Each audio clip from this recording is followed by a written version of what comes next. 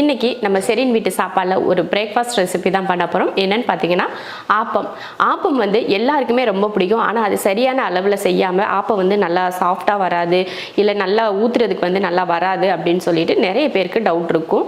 ஆனால் நான் பண்ண போகிற மெத்தடில் நீங்கள் ஆப்பம் பண்ணிங்கன்னா நீங்களே ஆச்சரியப்படுவீங்க. அந்த அளவுக்கு ரொம்ப மெதுன்னு ருசியாகவும் இருக்கக்கூடிய ஒரு ஆப்பம் ரொம்ப சூப்பராக இருக்கும். ரொம்ப ஈஸியான மெத்தடும் கூட. அதுக்கு நான் எப்படி மாவெல்லாம் அரைச்சி வச்சுருக்கேன் அப்படிங்கிறத பார்க்கலாம். மாவு அரைக்கிறதுக்கு இதில் ஒரு படி அளவுக்கு இட்லி அரிசி எடுத்திருக்கேன், அதை சேர்த்துடலாம். அதே படியில் அரைப்படி பச்சரிசி, அதே படியில் அரைப்படி வெள்ளை அவல் எடுத்திருக்கேன். நீங்கள் அவல் வந்து லேஸ் அவலும் எடுத்துக்கலாம், கெட்டி அவலும் எடுத்துக்கலாம், அது உங்கள் விருப்பத்தை பொறுத்து. அப்புறமா 1/4 கப்புக்கும் கம்மியாக உளுந்து எடுத்துக்கோங்க. நம்ம கையில் போட்டோம்னா இந்த மாதிரி ஒரு கையளவுக்கு உளுந்து இருக்கணும், அந்த அளவுக்கு போட்டால் போதும். உளுந்து வந்து கம்மியாக தான் சேர்த்துக்கணும், அதனால் இதில் ஒரு கையளவுக்கு உளுந்து போதும். அடுத்து 1 டீஸ்பூன் அளவுக்கு வெந்தயம் முக்கியமாக சேர்த்துக்கணும். இப்போ இதெல்லாம் கலந்து விட்டுட்டு கழுவிட்டு ஊற வச்சுக்கலாம். இப்போ கழுவியாச்சு, தண்ணி ஊற்றி ஊற வச்சுக்கலாம். நல்லா முங்குற அளவுக்கு தண்ணி ஊற்றிக்கோங்க. இப்போ ஊற வைக்கிறது பார்த்திங்கன்னா கிட்டத்தட்ட ஒரு 5 மணி நேரமாவது நல்லா ஊற வைக்கணும். அப்போ தான் மாவு அரைக்கிறதுக்கு நல்லாயிருக்கும். இல்லைன்னா அரைக்கிறதுக்கு வந்து குருணையாக இருக்கிற மாதிரியே இருக்கும். அதனால் 5 மணி நேரம் கட்டாயம் ஊற வச்சுக்கணும். இப்போ அரிசி ஊற வச்சு 5 மணி நேரம் ஆயிடுச்சு, நல்லா ஊறி வந்திருக்கு. இப்போ நம்ம இதை அரைச்சி எடுத்துக்கலாம். மாவு அரைக்கிறதுக்கு முன்னாடி சின்ன தேங்காயில் அரை மூடி தேங்காய் துருவி எடுத்து வச்சுருக்கேன். நீங்கள் தேங்காய் துருவுறது பார்த்தீங்கன்னா நல்லா அந்த அடியோட்டு அந்த ஓடோட சேர்த்து துருவும் பார்த்தீங்கன்னா அந்த மாதிரிலாம் எடுக்காமல் அந்த மேலே இருக்க அந்த வெள்ளை தேங்காய் மட்டுமே எடுக்கணும். அந்த அடியில் இருக்க ஓடு இல்லாமல், அப்போ தான் பார்க்குறதுக்கு மாவு அரைக்கிறப்போ வெள்ளையாக இருக்கும். அந்த மாதிரி நான் ஒரு அரை மூடி தேங்காய் துருவி எடுத்திருக்கேன்.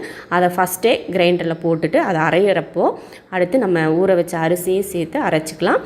தேவையான அளவுக்கு தண்ணி ஊற்றி மாவு அரைச்சி எடுத்துக்கலாம். ஆப்பத்துக்கு நம்ம வந்து அவல் சேர்த்துருக்கோம். அந்த அவல் இல்லை அப்படின்னா நீங்கள் வந்து இதுக்கு பதில் 1 கப் அளவுக்கு நம்ம சாதம்லாம் செஞ்சு எடுத்து வச்சுருப்போம் இல்லையா, அந்த சாதம் கூட 1 கப் நம்ம அரைக்கிறப்ப போட்டு நீங்கள் அரைச்சிக்கலாம். அப்படி இல்லை ஆப்பத்துக்கு வந்து நாங்கள் அவல் போட்டே செய்யலாம் அப்படின்னு நினச்சிங்கன்னா நீங்கள் அவலே சேர்த்துக்கலாம்.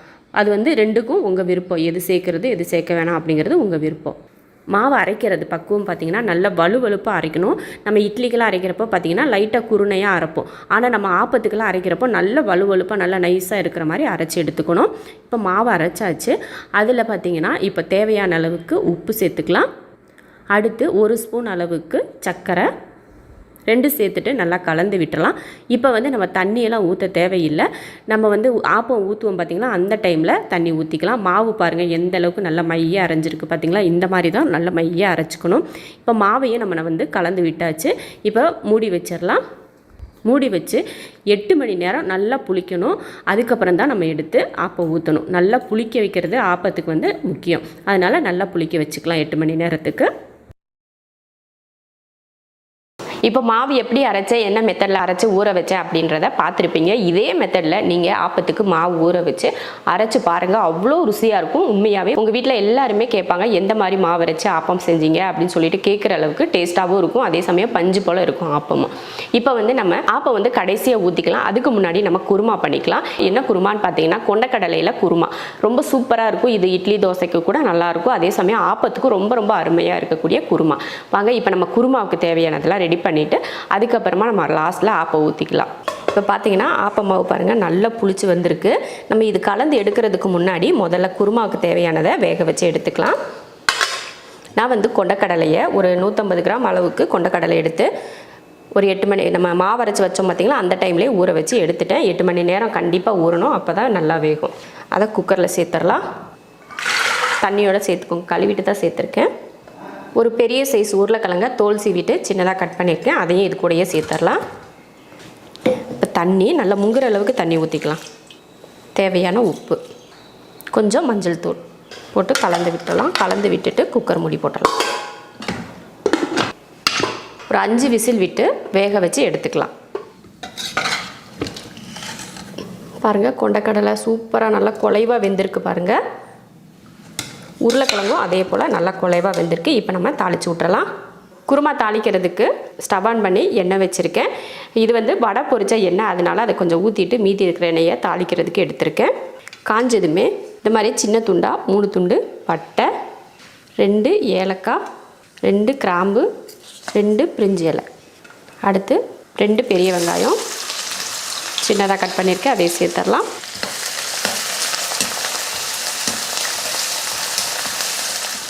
வெங்காயம் இந்த அளவுக்கு வதங்கினதுக்கப்புறம் ஒரே ஒரு தக்காளி, அதிக தக்காளி வந்து சேர்க்கக்கூடாது. குருமாவுக்கு எப்பயுமே நம்ம கம்மியாக தான் தக்காளி சேர்க்கணும். போட்டுட்டு இந்த மாதிரி நல்லா மசிஞ்சு வரட்டும். அதுக்கப்புறமா நம்ம மசாலாலாம் சேர்த்துக்கலாம். தக்காளி பார்த்திங்கன்னா நல்லா வதங்கிருச்சு. அடுத்து கொஞ்சம் மஞ்சள் தூள், மல்லித்தூள் 1, 1.5 ஸ்பூன் மல்லித்தூள், மிளகாத்தூள் 3/4 ஸ்பூன். அதிக காரம் வேணாம், அதனால் மிளகாத்தூள் வந்து நான் கம்மி பண்ணிட்டேன். ஒரு 1/4 ஸ்பூன் அளவுக்கு கரம் மசாலா. இப்போ இதை கலந்துருவோம். மசால் போட்டு கலந்ததுக்கப்புறம் நம்ம வேக வச்ச உருளைக்கிழங்கையும் சுண்டலையும் இதில் சேர்த்துடலாம். தண்ணியோடு அப்படியே சேர்த்துக்கணும். உப்பு வந்து நம்ம முன்னாடியே போட்டிருக்கோம் இல்லையா, அதனால் உப்பு கூட இப்போ நம்ம சேர்க்க தேவையில்லை. கடைசியில் உப்பு சேர்த்துக்கலாம். நம்ம கலந்து விடுறப்பையே அந்த உருளைக்கிழங்கு வந்து அதுவே தானாக மசிஞ்சு வருது பாருங்கள். அந்த மாதிரி மசிஞ்சு வரட்டும். இது கொதித்து வெந்துட்டுருக்கட்டும். நம்ம இதுக்கு தேங்காய் அரைச்சிட்டு வந்துடலாம். தேங்காய் துருவல் நம்ம கையில் ஒரு கைப்பிடி அளவுக்கு தேங்காய் துருவல் எடுத்திருக்கேன். ஒரு 10 போல் பூண்டுப்பல், இந்த மாதிரி இஞ்சி ஒரு துண்டு, நல்லா 1 இன்ச் அளவுக்கு எடுத்துக்கோங்க. 10 பல் பூண்டு போடுறீங்க அப்படின்னா நல்லா 1 இன்ச் அளவுக்கு நீங்கள் இஞ்சி எடுத்துக்கணும். அப்போ வந்து உங்களுக்கு கரெக்டாக இருக்கும் அந்த அளவு. சோம்பு ஒரு 3/4 ஸ்பூன், கசகசாவும் 3/4 ஸ்பூன் சேர்த்துட்டு, கசகசாவுக்கு பதில் நீங்கள் முந்திரி பருப்பு கூட சேர்த்துக்கலாம். இப்போ இதை தண்ணி ஊற்றி வலுவலுப்பாக அரைச்சி எடுத்துடலாம். தேங்காய் அரைச்சாச்சு. இப்போ குருமாலை சேர்த்துடலாம். தேங்காய் சேர்த்துருவோம். சேர்த்துட்டு தேவையான அளவுக்கு தண்ணியும் சேர்த்துக்கலாம். இப்போ கொஞ்சம் உப்பெல்லாம் சேர்த்ததுக்கப்புறமா நல்லா கலந்து விட்டுறலாம். இப்போ இதை மூடி வச்சிடலாம். ஒரு 5 நிமிஷத்துக்கு வேகட்டும். அதுக்கப்புறம் எடுத்துக்கலாம். நல்லா ஹை ஃப்ளேமில் தான் 5 நிமிஷம் வேக வைக்கிறேன். 5 நிமிஷம் நல்லா குருமா வந்து 5 நிமிஷம் வெந்துருச்சு பாருங்கள். சூப்பராக நல்லா கெட்டி சேர்ந்து வந்துருச்சு. குருமா வந்து ரெடி ஆயிடுச்சு. இப்போ நம்ம இறக்கி வச்சுட்டு நம்ம ஆப்பை ஊற்றிக்கலாம். பாருங்கள், ஆப்பத்துக்கு மாவு ஆட்டி வச்சு 8 மணி நேரம் 9 மணி நேரமே ஆயிடுச்சு ஊற வச்சு. இந்த மாதிரி நல்லா பொங்கி புளிச்சிருக்கணும். ஆப்பத்துக்கு எப்போவுமே மாவு புளிப்பாக இருந்தால் தான் டேஸ்ட் வந்து நல்லாயிருக்கும். இப்போ இதை கலந்து விட்டுடலாம். நைட்டு உப்பு போட்டு தான் நம்ம கலந்து வச்சுருக்கோம். அதனால் இப்போ உப்பு பத்தலைனா மட்டும் லைட்டாக சேர்த்துக்கோங்க. ஏன்னா மாவு வந்து கெட்டியாக இருக்குது. நம்ம இப்போ கொஞ்சம் தண்ணி ஊற்றி கலக்கணும். அதனால் உப்பு பத்தலைனா நீங்கள் உப்பு கொஞ்சம் சேர்த்துக்கலாம். இப்போ தண்ணி ஊற்றி கலந்துடலாம்.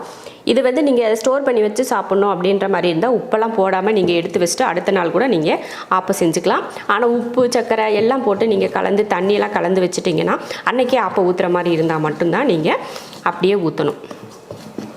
நல்ல தண்ணியாக இருக்கிற மாதிரி கலந்துக்கோங்க. நான் வந்து இது ஒரு நாளைக்காக மட்டும்தான் அரைச்சிருக்கேன். அதனால தண்ணி உப்பு எல்லாமே ஒரே நாளில் கலந்து வச்சிட்டேன். தேங்காய் எல்லாமே. உப்பு பத்தலை, அதனால் கொஞ்சம் உப்பு சேர்த்துக்கலாம். ஏன்னா தண்ணி ஊற்றி கலந்துருக்கோம் இல்லையா, அதனால உப்பு பத்தாது. அதனால உப்பு போட்டு கலந்துட்டு ஆப்பம் ஊற்றிக்கலாம். அவ்வளோதான். இதுக்கு மேலே நம்ம ஆப்பத்துக்கு எதுவுமே சேர்க்க தேவையில்லை. நம்ம சோடா உப்பு வந்து இதில் சுத்தமாக நம்ம சேர்த்துக்கவே இல்லை. எதுக்காகனா நம்ம வந்து அவல் சேர்த்துருக்கோம் பார்த்தீங்களா, அந்த அவல் சேர்க்குறதுலேயே ரொம்ப சாஃப்டாக இருக்கும். அதனால தான் நம்ம வந்து சோடா உப்புலாம் சேர்க்கலை. அவல் சேர்க்காமல் நீங்கள் சாதம் போட்டு அரைச்சிருந்தீங்கன்னா கொஞ்சம் சோடா உப்பு போட்டு நீங்கள் கலந்து வைக்கணும். அப்போ தான் ஆப்பம் வந்து பஞ்சு போல் இருக்கும். இப்போ சூப்பராக மாவு வந்து ரெடி ஆயிடுச்சு. இப்போ நம்ம ஆப்பம் ஊற்றிக்கலாம்.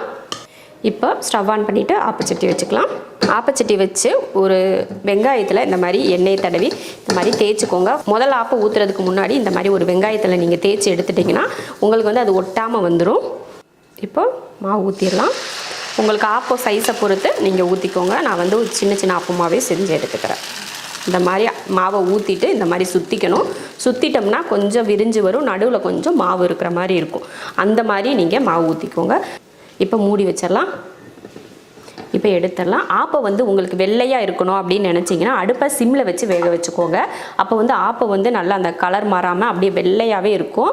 இல்லை உங்களுக்கு வந்து நல்லா கலர் மாதிரி வேணும் அப்படின்ற மாதிரி இருந்தால் அடுப்பை வந்து கொஞ்சம் ஹை ஃப்ளேமில் வச்சுட்டு இன்னும் கொஞ்சம் நேரம் எக்ஸ்ட்ரா இருந்தால் அந்த கலர்லாம் மாறி வரணும்னா இன்னும் கொஞ்சம் நேரம் எக்ஸ்ட்ரா வச்சுக்கிட்டா போதும். இப்போ பார்த்திங்கன்னா வெள்ளையாக அவ்வளோ அருமையாக அப்படியே பஞ்சு போல் ஆப்பம் நம்ம ஊற்றி எடுத்தாச்சு. பாருங்கள், இந்த பக்கமும் கலர் மாறல, மேலேயும் அவ்வளோ சூப்பராக வந்திருக்கு பாருங்கள். இந்த மாதிரி உங்களுக்கு வெள்ளையாக வேணும்னா இந்த மாதிரி சிம்மில் வச்சு எடுத்துக்கோங்க. நல்லா கலர் மாறி வர மாதிரினா இன்னும் கொஞ்சம் நேரம் எக்ஸ்ட்ரா விட்டுக்கலாம். இப்போ மறுபடியும் ஆப்பம் ஊற்றிக்கலாம்.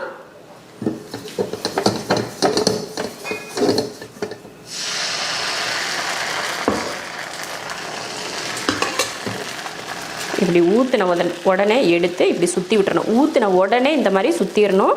அப்போ தான் உங்களுக்கு வந்து மாவு வந்து சுற்றி வரும். அதே போல் ஆப்ப மாவு பார்த்திங்கன்னா நல்லா கொஞ்சம் தண்ணியாக இருக்கணும். அப்போ தான் உங்களுக்கு சரியாக இருக்கும். நான் வந்து இதை வந்து ஹை ஃப்ளேமில் வச்சுட்டேன். முதல் ஒரு ஆப்பம் வந்து நம்ம வெள்ளையாக செஞ்சோம் இல்லையா, இப்போ வந்து கொஞ்சம் நல்லா கலர் அந்த அடி கலர்லாம் கொஞ்சம் ப்ரௌன் கலராக இருந்தால் நல்லாயிருக்கும் இல்லையா, அதனால உங்களுக்கு ஹை ஃப்ளேமில் வச்சுட்டேன். இப்போ மூடி வச்சுருவோம். பார்த்திங்கன்னா எப்படி கலர் சூப்பராக வந்துடுச்சு பாருங்கள். இப்போ எடுத்துடலாம். இதே போல் எல்லா ஆப்பத்தையும் செஞ்சு எடுத்துக்கலாம். நம்ம குருமா ஏற்கனவே ரெடி பண்ணிட்டோம். ஆப்பத்தை ஊற்றுனதுக்கப்புறம் பரிமாறிக்கலாம். ரொம்ப சூப்பரான ஒரு ஆப்பம் பாருங்கள். ரெண்டுமே பாருங்கள் அப்படியே அப்படியே எடுத்தாலே இது பாருங்கள் எவ்வளோ சாஃப்ட்டு பாருங்கள். இந்த மாதிரி இருக்குது. இதுவும் பார்த்திங்கன்னா மேலே வந்து மொறுமொறுப்பாக இருக்கும். இது வந்து ஃபுல்லுமே சாஃப்டாக இருக்கும். இது வந்து மேலே வந்து மொறுமொறுப்பாக இருக்கும். இந்த நடுப்பகுதி மட்டும் பார்த்திங்கன்னா சாஃப்டாக இருக்கும். நல்லா பாருங்கள் எப்படி அமுந்தது பாருங்கள். நம்ம இட்லி கூட இந்த அளவுக்கு சாஃப்டாக கிடைக்காது, அந்த அளவுக்கு ரொம்ப சாஃப்டாக வந்திருக்கு. நீங்கள் வந்து ஆப்பத்துக்கு இது போல் கடலைக்கறி செஞ்சுக்கலாம், இது போல் கடலை குருமா செஞ்சுக்கலாம், இல்லைன்னா கடலைக்கறி வெறும் கடலைக்கறி செஞ்சுக்கலாம், அப்புறமா தேங்காய் பால் செஞ்சுக்கலாம், மட்டன் குழம்பு, சிக்கன் குழம்பு இதெல்லாம் செஞ்சிங்கன்னா அவ்வளோ அருமையாக இருக்கும் சாப்பிட்றதுக்கு. பஞ்சாக இருக்குது பாருங்கள். எப்படி வருது பாருங்கள். இதே மெத்தடில் நீங்கள் மறக்காமல் ஆப்பத்துக்கு மாவு அரைச்சி உடனே நீங்கள் செஞ்சு பாருங்கள். ரொம்ப ரொம்ப சூப்பராக இருக்கும். இப்போ ஆப்பம் வந்து சூப்பராக செஞ்சு முடிச்சிட்டோம். இந்த மாதிரி ஆப்பம் நீங்களும் செஞ்சு பார்த்துட்டு இது போல் குருமா செஞ்சுக்கோங்க. இல்லைனா கடலைக்கறி பண்ணியிருக்கோம் பார்த்தீங்களா, நம்ம புட்டு கடலைக்கறி செஞ்சுருக்கோம். அந்த கடலைக்கறி கூட இந்த ஆப்பத்துக்கு செஞ்சுக்கிட்டிங்கன்னா ரொம்ப நல்லாயிருக்கும். அது கூட இல்லை, தேங்காய் சட்னி கூட நீங்கள் செஞ்சுக்கிட்டிங்கனாலே போதும், ரொம்ப சூப்பராக இருக்கும். இதே போல் செஞ்சு பார்த்துட்டு எப்படி இருக்குன்னு சொல்லிட்டு கமெண்ட்டில் சொல்லுங்கள்.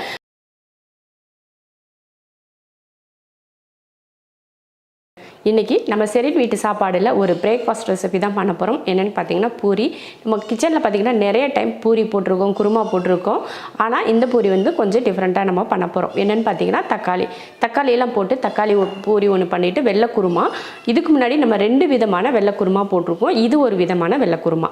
அதுதான் இன்றைக்கி நம்ம கிச்சனில் பிரேக்ஃபாஸ்ட்டாக பண்ண போகிறோம். ஃபஸ்ட்டு நம்ம வந்து குருமா தாளித்து விட்டுறலாம். தாளித்து விட்டதுக்கப்புறமா அது விசில் வர்றதுக்குள்ளே நம்ம மாவெல்லாம் பிசைஞ்சு பூரிக்கு ரெடி பண்ணுறதுக்கு சரியாக இருக்கும். இப்போ நம்ம வந்து குக்கரில் தான் பண்ண போகிறோம். ஏன்னா சட்டுன்னு ஒரு 10 நிமிஷத்தில் நமக்கு செய்யக்கூடிய பிரேக்ஃபாஸ்ட் இது. ரொம்ப ரொம்ப ஈஸியாக இருக்கும். உங்களுக்கு வேலை வந்து ஈஸியாக முடிஞ்சிடும். அந்த மாதிரியான ஒரு பிரேக்ஃபாஸ்ட். முதல்ல தாளித்து விட்ருவோம்.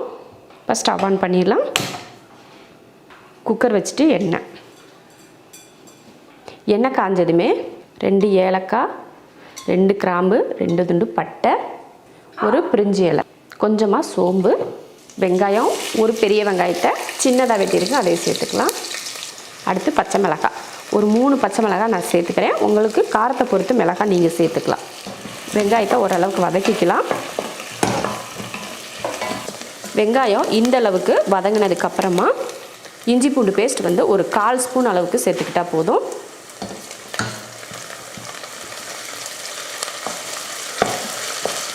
இஞ்சி பூண்டு பேஸ்ட் போட்டு வதக்கினதுக்கப்புறமா காய் நம்ம வெட்டி வச்சுருக்கோம். கேரட், பீன்ஸ், உருளைக்கிழங்கு 3 சேர்த்து ஒரு 200 கிராம் இருக்கும், அதை சேர்த்துக்கிறேன்.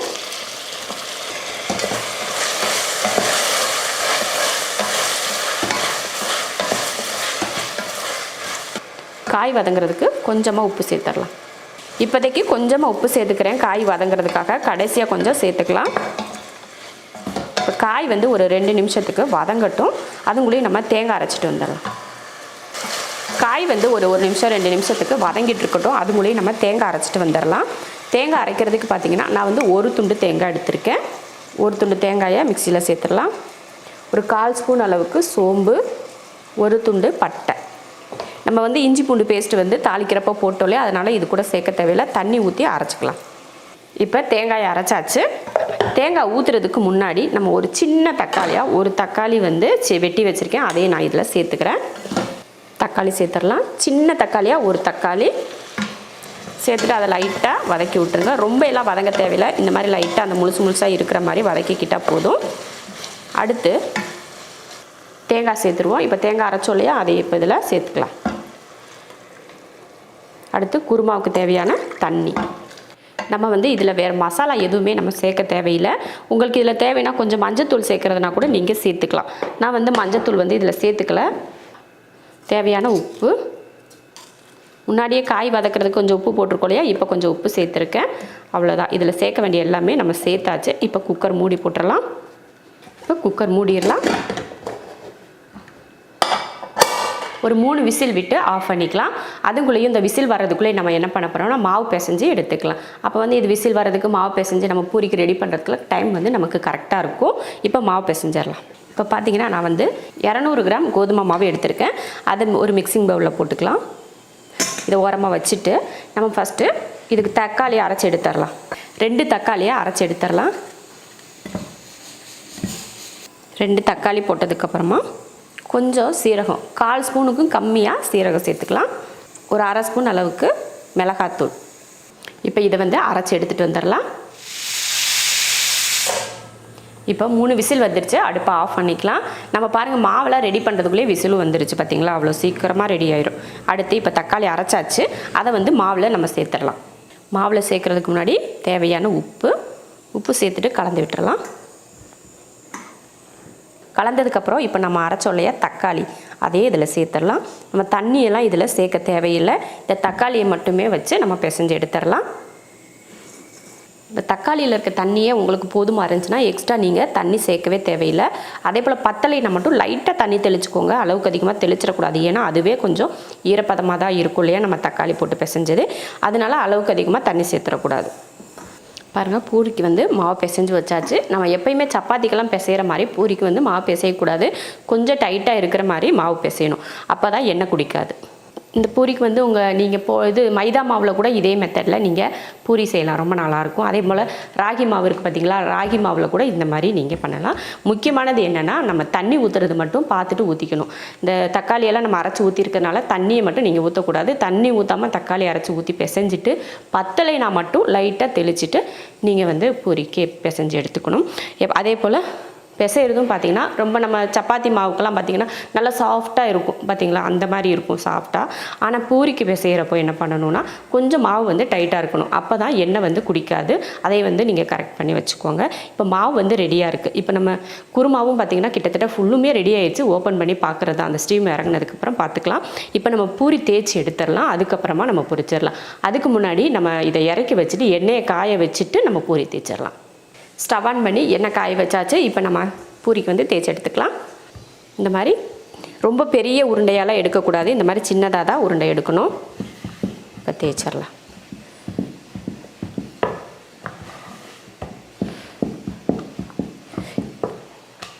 ஒரு 4-5 பூரி போட்டு வச்சுட்டு அதுக்கப்புறமா நீங்கள் எண்ணெயில் பொரிச்சு எடுத்துக்கணும். அப்போ தான் உங்களுக்கு வந்து பூரி போடுறதுக்கு ஈஸியாக இருக்கும். இல்லைன்னா எண்ணெய் வந்து சட்டுன்னு ஒரு செகண்டில் காஞ்சு வந்துட்டுருக்கும். நீங்கள் அவசரத்தில் போடுறப்போ எண்ணெய் கையில் பட்டுரும். அதனால் பொறுமையாக ஒரு 4-5 தேய்ச்சி வச்சுட்டு அதுக்கப்புறமா பொரிச்சு எடுத்துக்கோங்க.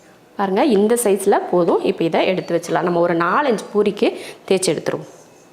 பாருங்கள், நான் ஒரு 5-6 பூரி தேய்ச்சி எடுத்து வச்சுருக்கேன். எண்ணெய் பார்த்திங்கன்னா நல்லா காஞ்சிருச்சு. இப்போ போட்டுக்கலாம்.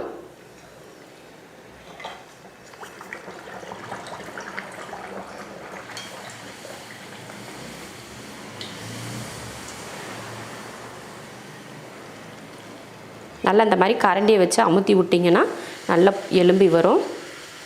நல்லா மணமாக இருக்கும். சீரகம்லாம் போட்டிருக்கோம் பார்த்தீங்களா, அதனால சூப்பராக மணமாக இருக்கும் இந்த பூரி. நம்ம எப்பயுமே ஒரே மாதிரி தான் பூரி செஞ்சு சாப்பிடுவோம். இந்த மாதிரி கொஞ்சம் டிஃப்ரெண்ட்டாக தக்காளியெல்லாம் போட்டு கொஞ்சம் காரத்தோட பூரி சாப்பிட்டோம்னா ரொம்ப நல்லாயிருக்கும். இப்போ இதை எடுத்துடலாம். இதே போல் மீதி இருக்கிற எல்லாத்தையும் போட்டு எடுத்துக்கலாம். குருமாவில் ஸ்டீமெல்லாம் இறங்கிருச்சு. இப்போ ஓப்பன் பண்ணி பார்க்கலாம். சூப்பராக ரெடி ஆகிடுச்சு பாருங்கள். கொஞ்சம் வந்து நம்ம தக்காளி போட்டதுனால கலர் வந்து இப்படி தான் இருக்கும். ஆனால் நம்ம சாப்பிட்றதுக்கு இது ரொம்ப ரொம்ப டேஸ்ட்டாக இருக்கும். ஒரு சிலருக்கு வந்து புளிப்பு இல்லாமல் வெறும் இதாக சாப்பிட்றதுக்கு வந்து விருப்பப்பட மாட்டாங்க. இந்த மாதிரி நீங்கள் கொஞ்சம் ஒரே ஒரு தக்காளி மட்டும் போட்டிங்கன்னா அப்படியே சூப்பராக இருக்கும் அது டேஸ்ட்டு. நம்ம பூரியும் பொரிச்சு எடுத்தாச்சு, குருமாவும் ரெடி ஆகிடுச்சு. இப்போ நம்ம வந்து பரிமாறிக்கலாம். நல்ல மணமான சீரக மணத்தோட ஒரு தக்காளியோட டேஸ்ட்டு காரத்தோடு பார்த்திங்கன்னா நல்ல ஒரு கலர்ஃபுல்லாக ஒரு பூரி. அதுக்கு ஏற்ற போல் வெள்ளை கலரில் ஒரு குருமா, அதுவும் வெள்ளை குருமாவில் தக்காளி போட்டு நம்ம பண்ணியிருக்கோம். ரெண்டும் சேர்த்து சாப்பிட்றப்போ அவ்வளோ அருமையாக இருக்கும்.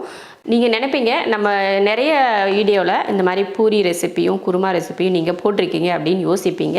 ஏன்னா டைட்டிலை பார்த்ததுமே உங்களுக்கு அப்படி தான் தோணும். என்னடா அக்கா எப்போ பாரு பூரி போடுறாங்க குருமா போடுறாங்க அப்படின்னு சொல்லிட்டு நீங்கள் யோசிப்பீங்க. ஆனால் அது கிடையாது. நம்ம போட்டிருக்க ஒவ்வொரு பூரியும் சரி ஒவ்வொரு குருமாவும் சரி ஒவ்வொன்றும் ஒவ்வொரு விதத்தில் கொஞ்சம் டிஃப்ரெண்ட்டாக இருக்கும். அந்த மாதிரி இருக்கக்கூடிய பூரி குருமா தான் நம்ம கிச்சனில் நிறைய போட்டிருக்கோம். அதுவும் அதே போல் இதுவும் ஒரு டிஃப்ரெண்ட்டான ஒரு டேஸ்ட்டில் இருக்கும். இந்த மாதிரி ஒரு தக்காளி பூரியும் இந்த மாதிரி ஒரு வெள்ளை குருமாவும் நீங்களும் ட்ரை பண்ணி பாருங்கள். ரொம்ப ரொம்ப ருசியாக இருக்கும். அடிக்கடி நம்ம வீட்டில் இந்த மாதிரி காரசாரமாக கொஞ்சம் புளிப்பாக பூரி செஞ்சு கூட நல்லாயிருக்கும் அப்படின்னு கேட்பாங்க. அந்த மாதிரி கொஞ்சம் வித்தியாசமான பூரியும் கூட. இதே போல் நீங்களும் பிரேக்ஃபாஸ்ட்டுக்கு செஞ்சு பார்த்துட்டு எப்படி இருக்குன்னு சொல்லிட்டு கமெண்ட்டில் சொல்லுங்கள்.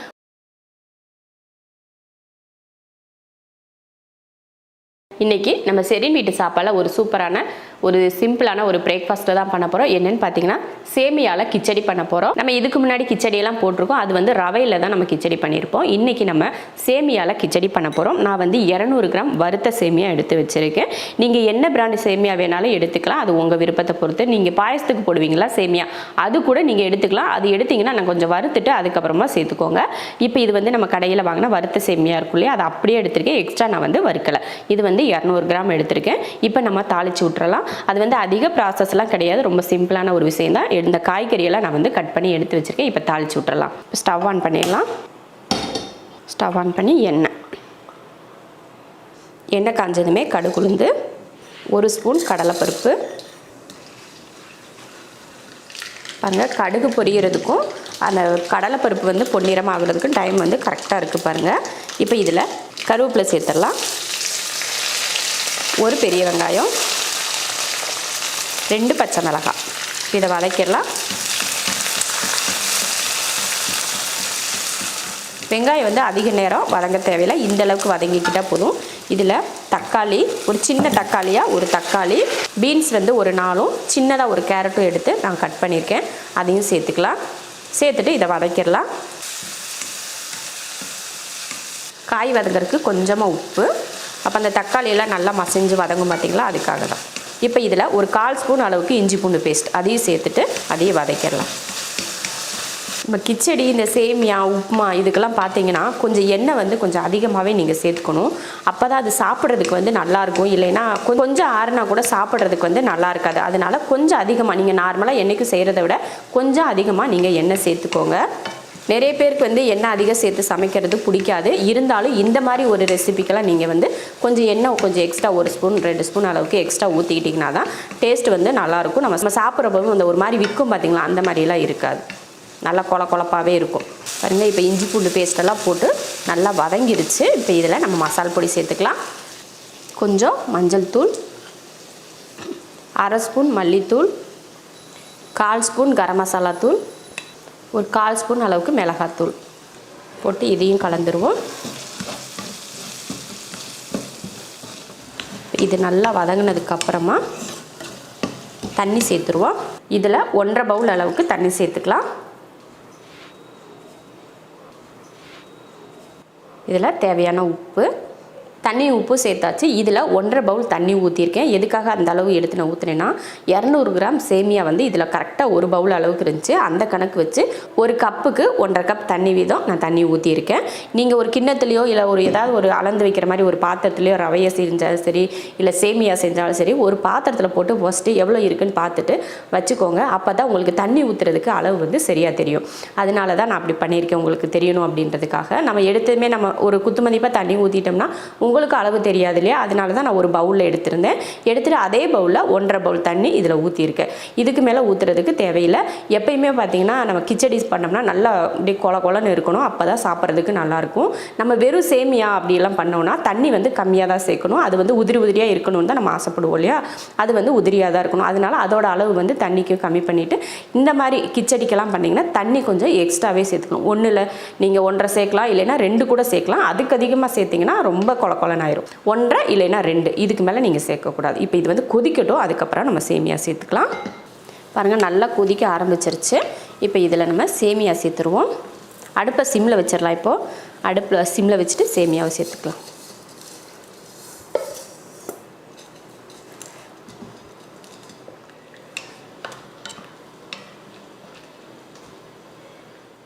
சேமியா சேர்த்ததுக்கப்புறமா இதில் ஒரு 2 ஸ்பூன் அளவுக்கு ரவை சேர்த்துக்கலாம். சேர்த்துட்டு கலந்துடலாம். எதுக்காக நான் வெள்ளை ரவை சேர்த்தேன் அப்படின்னு பார்த்தீங்கன்னா, நம்ம கிச்சடி வந்து நல்ல கொலகொலப்பாக வரணும்னா கொஞ்சம் அதில் ரவை சேர்த்துருந்தா தான் அது வந்து அந்த கொலகொலப்பு வந்து அந்த சேமியாவை வந்து ஒன்று சேர்த்து பிடிக்கும். அதுக்காக தான் கொஞ்சம் ரவை சேர்த்துருக்கேன். 2 ஸ்பூன் அளவுக்கு, அதிகபட்சம் 2 ஸ்பூன் சேர்த்துக்கோங்க போதும். நிறைய சேர்த்திங்கனாலும் அது அதிகமாக ரவை இருக்கிறது தெரியும்.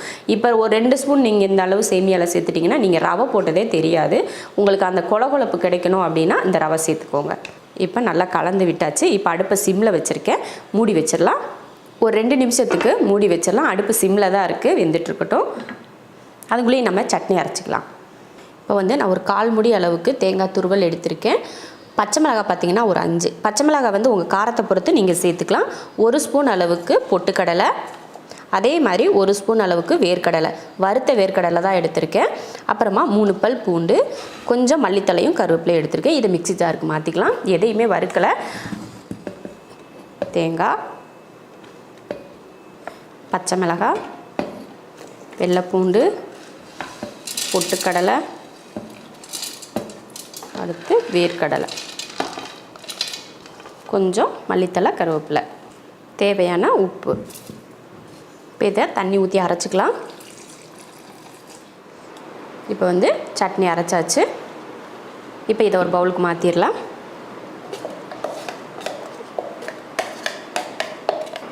மிக்ஸி ஜாரை கழுவி கொஞ்சம் தண்ணி. இப்போ வந்து சட்னி பார்த்திங்கன்னா சூப்பராக ரெடி ஆயிடுச்சு. எவ்வளோ சூப்பராக இருக்குது பார்த்திங்கன்னா, இந்த கலரை பார்த்தாலே நம்ம ஹோட்டல் சட்னி ஞாபகம் தான் வரும். அந்த மாதிரியான ஒரு சட்னி ரொம்ப ரொம்ப டேஸ்ட்டாக இருக்கும். நம்ம சட்னி நார்மலாக அரைக்கிறது கூட கொஞ்சம் வேர்க்கடலையே சேர்த்து போட்டோம்னா ரொம்ப ருசியாக இருக்கும். அதுக்காக தான் கொஞ்சம் எக்ஸ்ட்ரா வேர்க்கடலை சேர்த்தேன். இது நார்மலாக எப்போவுமே நம்ம வீட்டுகளில் செய்கிற சட்னி தான். இன்றைக்கி ஒரு சிம்பிளான ஒரு பிரேக்ஃபாஸ்ட்டாக இருக்கட்டும் அப்படின்றதுக்காக தான் இன்றைக்கி நான் பண்ணேன். நம்ம காலையில் வந்து சட்னி எதுனா ஒரு நல்லா ஹெல்த்தியாக செய்யணும் அப்படின்னு ஆசைப்படுவோம் இல்லையா, ஏதாவது காய்கறியெல்லாம் போட்டு செய்யணும் அப்படின்னு நினச்சா இந்த மாதிரி ஒரு கிச்சடி பண்ணிக்கலாம். கிச்சடியில் நீங்கள் ரவை போட்டிங்கன்னா தான் அந்த கொலகொலப்பு வந்து நல்லா கிடைக்கும். அதுக்காக தான் நான் ரவை போட்டிருக்கேன். இப்போ பார்க்கலாம் அது எப்படி இருக்குன்னு. பார்த்திங்கன்னா நம்ம ஒரு 2 நிமிஷம் தான் சிம்மில் வச்சுருந்தோம். எவ்வளோ சூப்பராக அந்த கொலகொலப்பு வந்திருக்கு பார்த்திங்களா. வெறும் சேமியா மட்டும் இருந்துச்சுன்னா அது தனித்தனியாக நமக்கு தெரியும். அந்த ரவை போட்டதுனால தான் அது கூட சேர்த்து நமக்கு அந்த ஒரு பசை போல் இருக்கும் அந்த ரவை சேர்க்குறதுனால. அதுக்காக தான் நம்ம சேர்த்துருக்கோம். சூப்பராக ரெடி ஆகிடுச்சு பாருங்கள். இதுக்கு மேலே அடுப்பில் இருக்க தேவையில்லை. இப்போ லாஸ்ட்டாக மல்லித்தலையை தூவிட்டு கிளறிட்டு இறக்கிடுவோம். சூப்பரான ஒரு சேமியா கிச்சடி ரெடி ஆயிடுச்சு. இப்போ இறக்கிடலாம். இறக்கிட்டு இப்போ வந்து நம்ம சட்னிக்கு தாளிச்சிக்கலாம். சட்னியும் ரெடியாக இருக்கு இல்லையா. இப்போ இதை கொஞ்சம் தாளித்து ஊற்றினா தான் நல்லாயிருக்கும். தாளிச்சிக்கலாம். சட்னி தாளிக்கிறதுக்கு பாத்திரம் வச்சு எண்ணெய் ஊற்றிக்கலாம். எண்ணெய் காஞ்சதுமே கடுகு உளுந்து, கொஞ்சம் கருவேப்பிலை. அடுப்பை ஆஃப் பண்ணிடலாம். இப்போ சட்னியில் ஊற்றிடலாம். சூப்பரான சட்னி ரெடி ஆயிடுச்சு. சிம்பிளான ஒரு பிரேக்ஃபாஸ்ட் ரெடி ஆயிடுச்சு. சேமியா கிச்சடியும் ரெடி ஆயிடுச்சு, சட்னியும் ரெடி ஆயிடுச்சு. இதுக்கு நம்ம தேவைப்பட்டால் கொஞ்சம் தயிர் பச்சடி கூட எக்ஸ்ட்ரா நம்ம வந்து சேர்க்கறதுனால சேர்த்துக்கலாம். அது வந்து நம்ம விருப்பத்தை பொறுத்து. இப்போ நம்ம பரிமாறிடலாம். சிம்பிளான ஒரு பிரேக்ஃபாஸ்ட் ரெடி பண்ணிட்டோம். நீங்களும் இது போல் சிம்பிளாக செஞ்சு பாருங்கள். ரொம்ப ரொம்ப ருசியாக இருக்கும். கிச்சடி வந்து இந்த மெத்தடில் நீங்கள் செஞ்சு பாருங்கள். ரொம்ப ஈஸியாகவும் இருக்கும், அதே சமயம் ருசியாகவும் இருக்கும். இதே மெத்தடில் செஞ்சு பார்த்துட்டு எப்படி இருக்குன்னு சொல்லிட்டு கமெண்ட்டில் சொல்லுங்கள்.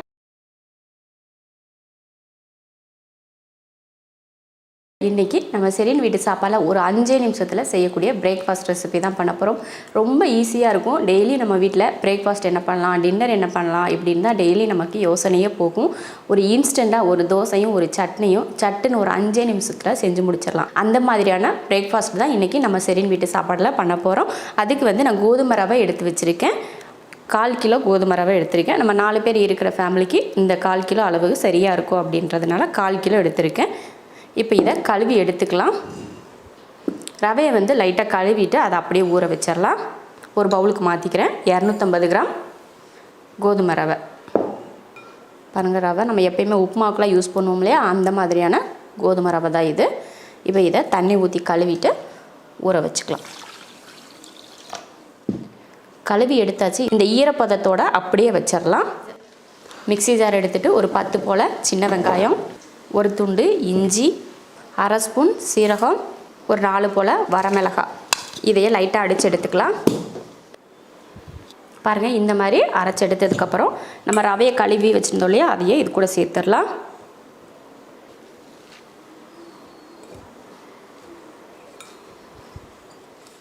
தண்ணி ஊற்றிக்கலாம். தண்ணி ஊற்றி தோசை மாவு பக்குவத்தில் அரைச்சிக்கலாம்.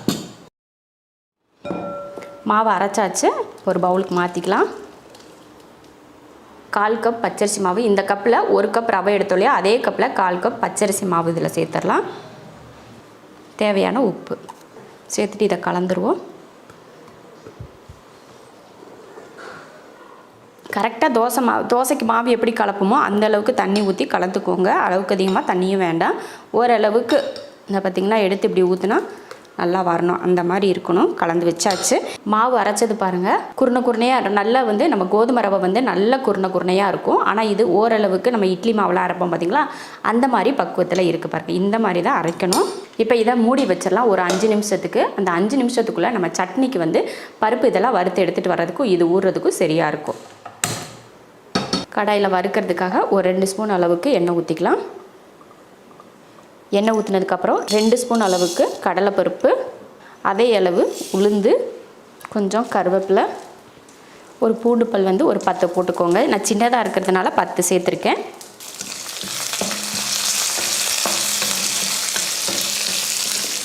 ஒரு பெரிய வெங்காயம். இதை நல்லா வதக்கிடலாம். வெங்காயம் வதக்கிறப்பவே நம்ம கடலைப்பருப்பு உளுந்தெல்லாம் போட்டிருக்கோம், அது கலர் மாறும் அப்படின்னு யோசிப்பீங்க. நம்ம வெங்காயம் வதக்கிறப்பவே அதையும் சேர்த்து வதங்குறப்போ அந்த கலர் நல்ல பொன்னிறமாக கரெக்டாக இருக்கும். அதனால தான் எல்லாம் ஒட்டுக்கவே நான் சேர்த்துட்டேன். இப்போ அந்த பருப்பு நல்ல பொன்னிறமாக வரட்டும். அதுக்கப்புறமா நம்ம தக்காளியெல்லாம் சேர்த்துக்கலாம். பாருங்கள், வெங்காயம் வதங்குறப்போ அந்த பருப்பையும் சேர்த்து வதக்குறப்போ பாருங்கள் நல்லா பருப்பு பொன்னிறமாக ஆயிடுச்சு பாருங்கள். அதனால தான் எல்லாம் ஒன்றா போட்டு வதக்கினா போதும், தானாக பருப்பும் வருந்துடும். இப்போ இதில் தக்காளி சேர்த்துக்கலாம். 2 தக்காளி சேர்த்துக்கலாம்.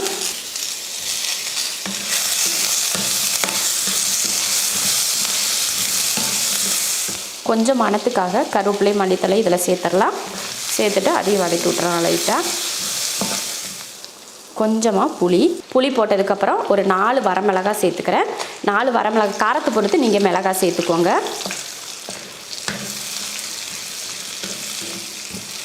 மிளகாய் உங்கள் காரத்தை பொறுத்து சேர்த்துக்கோங்க. அதே போல் பார்த்திங்கன்னா புளி சேர்க்குற மாதிரி இருந்துச்சுன்னா புளி நீங்கள் நம்ம எப்போயுமே டெய்லி மாவு அரைச்சி புளிக்க வச்சு தோசை செய்வோம் பார்த்திங்களா, அதுக்கெல்லாம் நீங்கள் இந்த புளி போட்டு அரைக்க தேவையில்லை. நம்ம இன்ஸ்டண்ட்டாக தோசை பணியாரம்லாம் செய்வோம் பார்த்திங்களா, அதுக்கு மட்டும் இந்த மாதிரி கொஞ்சமாக புளி சேர்த்து நீங்கள் சட்னி அரைச்சிக்கோங்க. அப்போ தான் டேஸ்ட் நல்லாயிருக்கும். நம்ம மாவு புளிக்க வச்சு தோசை செய்கிறோமோ இட்லி செய்கிறோமோ அதுக்கு இந்த சட்னியை புளி போட்டு அரைச்சி சட்னி சாப்பிட்டோம்னா எக்ஸ்ட்ரா புளிப்பாக இருக்கும். அதனால இன்ஸ்டண்ட்டாக செய்கிற மாவுகளுக்கு இருக்குது பார்த்திங்களா, அதுக்கு மட்டும் புளி சேர்த்துக்கோங்க. ரொம்ப ரொம்ப நல்லாயிருக்கும் டேஸ்ட்டு. இப்போ அடுப்பை ஆஃப் பண்ணிடலாம். ஆஃப் பண்ணிவிட்டு நல்லா ஆற வச்சுட்டு நம்ம இதை சட்னி அரைச்சிக்கலாம். சட்னிக்கு வறுத்தோம் இல்லையா, அது நல்லா ஆறிடுச்சு. இப்போ மிக்ஸி ஜாருக்கு மாற்றிட்டு நம்ம அரைச்சிடலாம்.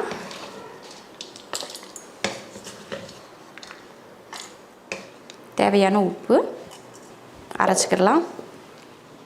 சட்னி அரைச்சாச்சு.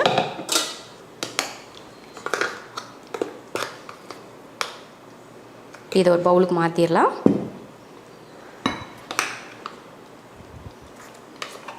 பருப்பு சட்னி உங்களுக்கு மிக்சியில் போட்டு அரைக்க முடியல அப்படின்னா கொஞ்சமாக தண்ணி விட்டு அரைச்சிக்கோங்க.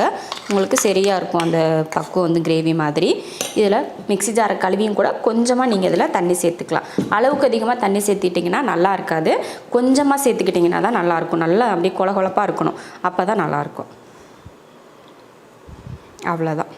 இதுக்கு மேலே நம்ம தாளிச்செல்லாம் ஊற்ற வேணாம். ஏன்னா நம்ம எண்ணெய் ஊற்றி தானே வதக்கி அரைச்சிருக்கோம். அதனால் எக்ஸ்ட்ரா இதில் தாளிச்செல்லாம் ஊற்ற தேவையில்லை. இந்த அளவுக்கே போதும். சட்னி பார்த்திங்கன்னா இப்போ சூப்பராக ரெடி ஆயிடுச்சு. அடுத்து நம்ம தோசை ஊற்றுறது தான்.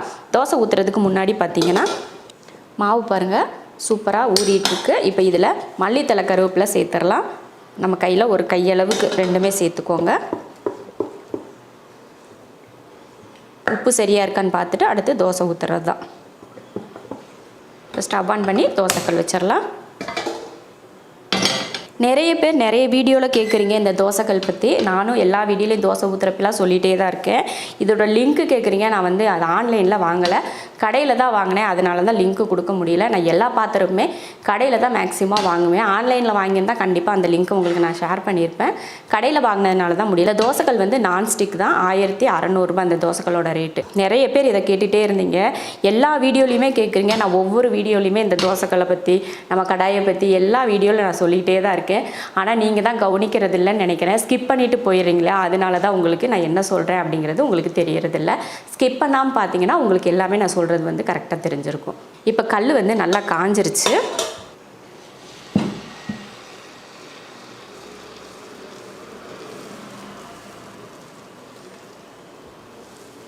அவ்வளோதான். நம்ம அரிசி மாவுலாம் சேர்த்துருக்கறனால நல்ல ஓரங்கள் எல்லாம் நல்ல மொறுமொறுப்பாக வரும். அரிசி மாவு சேர்க்காம கூட நம்ம இதில் தோசை செய்யலாம். தோசை ஊற்றுனதுக்கப்புறம் எண்ணெய் ஊற்றுறது வந்து உங்கள் விருப்பம். நெய் ஊற்றுறதுனாலும் ஊற்றலாம், இல்லைன்னா எண்ணெய் ஊற்றுறதுனாலும் ஊற்றலாம், அது உங்கள் விருப்பம்.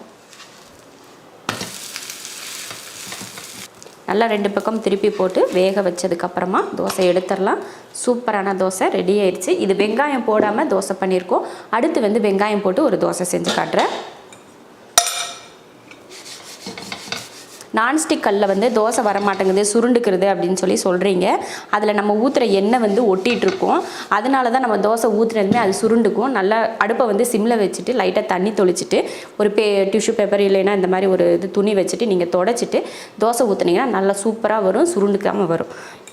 எண்ணெயோடு நீங்கள் ஊற்றுனீங்கன்னா தான் அந்த தோசை நம்ம ஊற்றுனதுமே சுருண்டுக்கும். இது நான்ஸ்டிக்குக்காக மட்டும் இல்லை, எல்லா தோசைக்கல்லையுமே அப்படி தான். அதுக்கு மேலே கொஞ்சம் வெங்காயம் போட்டுட்டு லைட்டாக இப்படி அமுத்தி விட்டுருங்க அந்த மாவோடு சேர்த்து. வெங்காயம் வந்து உங்களுக்கு நிறைய தேவைன்னா நிறையா கூட நீங்கள் போட்டுக்கலாம். இப்போ மேலே எண்ணெய்.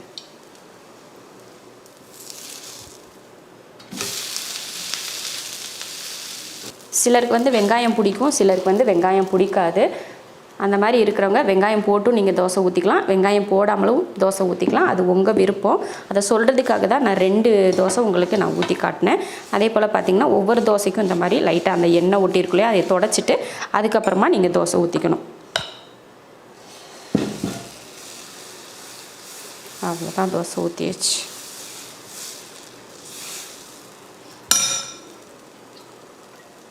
அந்த தோசைக்கு வந்து அந்த சீரகத்தோட மனம், அப்புறம் நம்ம இஞ்சி இதெல்லாம் போட்டிருக்கோம் பார்த்திங்களா, வெங்காயம், இந்த மணத்தோடு அந்த தோசை சாப்பிட்றப்போ நம்ம கோதுமை ரவை தோசை தான் சாப்பிட்றோம் அப்படின்னே தெரியாது. நம்ம எப்பயுமே அரிசியிலலாம் போட்டு அடை தோசை சாப்பிடுவோம் பார்த்திங்களா, அந்த மாதிரி டேஸ்ட்டில் தான் இது இருக்கும். கோதுமை ஸ்மெல் இதில் ஒரு துளி கூட வராது. ரொம்ப ரொம்ப மணமாகவும் ருசியாகவும் இருக்கும்.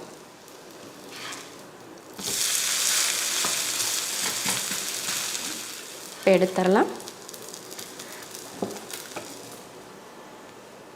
சூப்பரான தோசை ரெடி ஆயிடுச்சு. சூப்பரான கோதுமை ரவையில் தோசை சூப்பராக ரெடி ஆயிடுச்சு. நல்ல அடியிலலாம் பார்த்திங்கன்னா இந்த ஓரங்கள்லாம் பார்த்திங்கன்னா மொறுமொறுன்னு இருக்கும், அடியிலையும் நல்ல மொறுமொறுன்னு இருக்கும். அதே போல் இந்த மாதிரி கடலைப்பருப்பும் உளுந்து சேர்த்து இந்த மாதிரி ஒரு சட்னியும் பார்த்திங்கன்னா செம்மையாக இருக்கும். இந்த சட்னி வந்து இந்த தோசைக்காக மட்டும் இல்லை, எல்லா தோசைக்குமே சூப்பராக இருக்கும். சூப்பரான ஒரு இன்ஸ்டன்ட் தோசையும் ஒரு சட்னியும் அவ்வளோ அருமையாக ரெடி ஆயிடுச்சு. நீங்களும் சட்னி யோசிக்காமல் இந்த மாதிரி ஒரு பிரேக்ஃபாஸ்ட் செஞ்சுக்கோங்க. வீட்டில் எல்லாருமே ரொம்ப ரொம்ப பாராட்டுவாங்க. என்ன செய்யலாம் அப்படின்னு யோசிக்கிற டைமில் இதை செஞ்சு முடிச்சிடலாம். அந்த மாதிரியான ஒரு பிரேக்ஃபாஸ்ட் இது. சூப்பராக இது போல் செஞ்சு பார்த்துட்டு எப்படி இருக்குன்னு சொல்லிட்டு கமெண்ட்டில் சொல்லுங்கள்.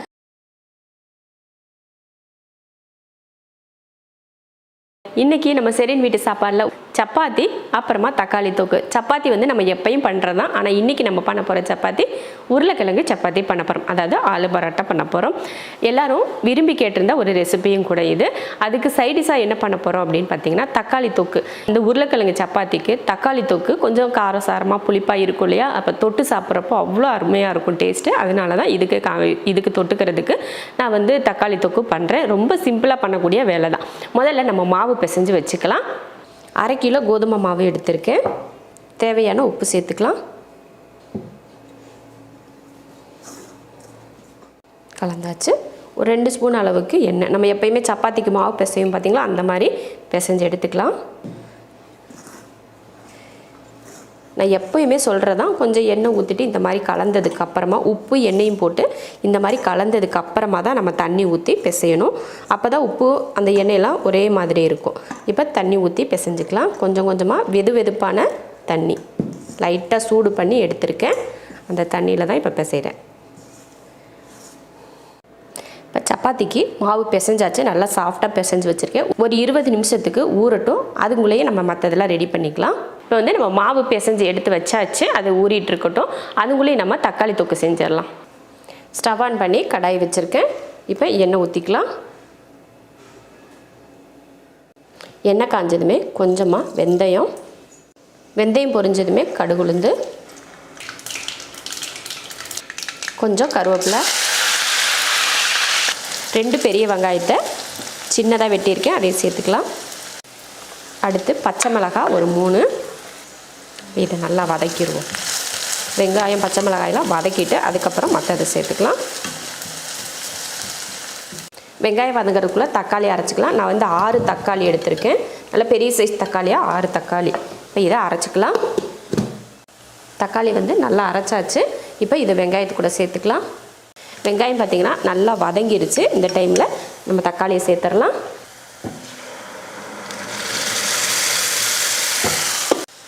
இது கூட குழம்புத்தூள் 1 2 ஒரு 2.5 ஸ்பூன் அளவுக்கு குழம்புத்தூள் சேர்த்துட்டு தேவையான உப்பு. இப்போ இதை கலந்து விட்டுறலாம். மஞ்சள் தூள் வந்து குழம்புத்தூள்லேயே இருக்கும், அதனால் எக்ஸ்ட்ரா சேர்க்கலை. இதை நல்லா கலந்து விட்டு வேக வச்சுக்கலாம். உங்களுக்கு இதில் கொஞ்சம் தண்ணி ஊற்றி வேக வைக்கணும் அப்படின்னா கூட மிக்ஸி ஜாரை கழுவி கொஞ்சமாக தண்ணி, அவ்வளோதான். இதுக்கப்புறமா தண்ணி சேர்க்க தேவையில்லை. இந்தளவுக்கு தண்ணி நமக்கு போதும். இப்போ நல்லா கொதித்து வெந்து அந்த தண்ணியெல்லாம் வற்றி எண்ணெய் பிரிஞ்சு வரும் பார்த்திங்களா, அந்த மாதிரி நம்ம வேக வச்சு இறக்கிக்கலாம். இப்போ மூடி வச்சிடலாம். பாருங்கள், நல்லா வதங்கி எண்ணெய் தெளிஞ்சு வர ஆரம்பிச்சிருச்சு. அவ்வளோதான், தக்காளி தொக்கு ரெடி ஆயிடுச்சு. அடுத்து இதில் கொஞ்சம் மல்லித்தழை தூவிட்டு இறக்கிக்கலாம். அடுப்பை ஆஃப் பண்ணிடலாம். போய் இறக்கி வச்சிடலாம். இப்போ வந்து தக்காளி தொக்கு வந்து ரொம்ப அருமையாக செஞ்சு முடிச்சாச்சு. நான் வந்து தக்காளி தொக்கில் வெந்தயம் போட்டு தாளிச்சிருக்கேன். உங்களுக்கு கண்டிப்பாக இந்த மனம் வந்து ரொம்ப பிடிக்கும். வெந்தயம் போட்டு தாளித்தாலே அந்த குழம்பு மணமாக இருக்கட்டும் ரொம்ப மணமாக இருக்கும். ஆனால் ஒரு தக்காளி தொக்குக்கு வெந்தயம் கடுகு 2 சேர்த்து போட்டு தாளித்து பாருங்கள், டேஸ்ட் அவ்வளோ அருமையாக இருக்கும். அதே சமயம் ரொம்ப மணமாகவும் இருக்கும். நம்ம தக்காளி தொக்கு எப்பயுமே நார்மலாக சாப்பிடுவோம். ஆனால் இன்றைக்கி நம்ம பண்ண போகிற தக்காளி தொக்கு வந்து நீங்கள் இந்த வெந்தயம் போட்டு தாளித்து ஒரு தொக்கு செஞ்சு பாருங்கள், அவ்வளோ மணமாகவும் அவ்வளோ ருசியாகவும் இருக்கும். இன்றைக்கி நம்ம செஞ்சுருக்க தக்காளி தொக்கு வந்து சாதத்துக்காக இருக்கட்டும் சப்பாத்திக்காக இருக்கட்டும் ரொம்ப ரொம்ப நல்லாயிருக்கும். கண்டிப்பாக இதே மெத்தடில் நீங்கள் தக்காளி தொக்கு செஞ்சு பாருங்கள், கண்டிப்பாக எல்லாருக்குமே ரொம்ப பிடிக்கும். ஒரே மாதிரி நம்ம தக்காளி தொக்கு செய்கிறோம் அப்படின்னு சொல்லிட்டு யோசிக்காமல் இந்த மெத்தடில் நீங்கள் செஞ்சு பாருங்கள், எதுவுமே மாற்றம் கிடையாது, எல்லாம் நீங்கள் செய்கிற மாதிரி தான். ஆனால் தாளிப்பு மட்டும் கொஞ்சம் டிஃப்ரெண்ட்டாக தாளித்து பாருங்கள், டேஸ்ட் அவ்வளோ அருமையாக இருக்கும். இப்போ தக்காளி தொக்கை இறக்கி வச்சுட்டு நம்ம சப்பாத்திக்கு ரெடி பண்ணிக்கலாம். அடுத்து வந்து நான் உருளைக்கிழங்கு வந்து 3 உருளைக்கிழங்கு வேக வச்சு எடுத்திருக்கேன். இப்போ நம்ம வந்து உருளைக்கிழங்கு ரெடி பண்ணிக்கலாம். உருளைக்கிழங்கு வேக வச்சு எடுத்திருக்கேன். 3 உருளைக்கிழங்கு நல்லா வெந்துருச்சு. இப்போ இதை மசிச்சுக்கலாம். நல்லா மசிச்சு எடுத்துட்டு அதுக்கப்புறம் மற்றதெல்லாம் சேர்த்துக்கலாம். உருளைக்கிழங்கை நல்லா மசிச்சாச்சு. இதில் உருளைக்கிழங்கை மசிச்சாச்சு. இப்போ ஒரு பெரிய வெங்காயத்தை சின்னதாக வெட்டி வச்சுருக்கேன், அதையும் சேர்த்துக்கலாம். கொஞ்சம் மல்லித்தழை, 1/4 ஸ்பூன் அளவுக்கு மிளகாத்தூள், ஒரு 1/4 ஸ்பூனுக்கும் கம்மியாக கரம் மசாலா தூள், அதே போல் 1/4 ஸ்பூனுக்கும் கம்மியாக ஆம்ச்சூர் பவுடர், சீரகத்தூள் அதே அளவு, அந்த ஆம்ச்சூர் பவுடரில் எந்த அளவுக்கு சேர்க்குறோமோ அதே அளவுக்கு சீரகத்தூள், தேவையான உப்பு. இப்போ இதை கலந்துக்கலாம். இப்போ உருளைக்கிழங்கை கலந்தாச்சு. உருளைக்கிழங்கு வந்து நம்ம உள்ளே ஸ்டஃப் பண்ணுறதுக்கு வந்து உருளைக்கிழங்கு ரெடி பண்ணிட்டோம். மாவும் பார்த்திங்கன்னா நம்ம ஸ்டார்டிங்லேயே நம்ம பிசைஞ்சு வச்சுட்டோம் இல்லையா, மாவும் நல்லா ஊறி வந்துடுச்சு. இப்போ எடுத்து நம்ம தேய்ச்சி எடுத்துக்கலாம். சப்பாத்திக்கு மாவும் பார்த்திங்கன்னா நல்லா ரெடி ஆயிடுச்சு. இப்போ நம்ம வந்து மாவை எடுத்துக்கலாம். எப்பயும் எடுக்கிறத விட கொஞ்சம் பெரிய சைஸ் மாவாக எடுத்துக்கலாம். சப்பாத்தி பலகையில் கொஞ்சம் மாவு தூவிட்டு கொஞ்சம் சின்னதாக தேய்ச்சிக்கலாம். அதுக்கப்புறமா நம்ம உருளைக்கிழங்கு வச்சுக்கலாம். லைட்டாக இந்த அளவுக்கு தேய்ச்சிட்டு இவ்வளோ தேய்ச்சா போதும். இதில் உருளைக்கிழங்கு வச்சுக்கலாம். உங்களுக்கு எந்த அளவுக்கு வேணும் அப்படின்னு பார்த்துட்டு வச்சுக்கோங்க. இல்லை அளவுக்கு அதிகமாக வச்சிங்கனாலும் உருண்டை பிடிச்சி தேய்க்கிறதுக்கு கஷ்டமாக இருக்கும். அதனால் இந்த அளவுக்கு நமக்கு சரியாக இருக்கும். இப்போ இதை மூடிடலாம்.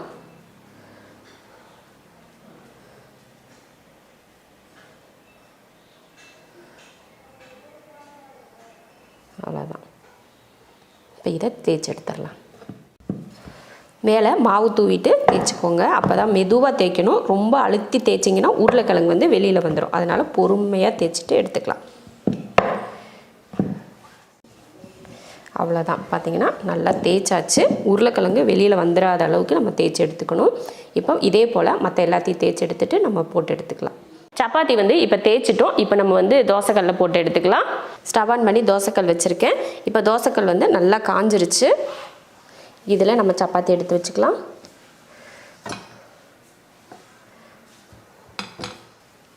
போட்டு கொஞ்சம் நேரம் விட்டு அதுக்கப்புறமா திருப்பி போட்டுடணும். ஒரு 2 தடவை திருப்பி போட்டுட்டு அதுக்கப்புறமா அடுப்பை சிம்மில் வச்சுட்டு கொஞ்சம் எண்ணெய் ஊற்றிக்கலாம். 2 பக்கம் திருப்பி போட்டாச்சு. இப்போ லைட்டாக மேலே எண்ணெய் இல்லைன்னா பட்டர் உங்களுக்கு எது விருப்பமோ அதை தடவிக்கோங்க.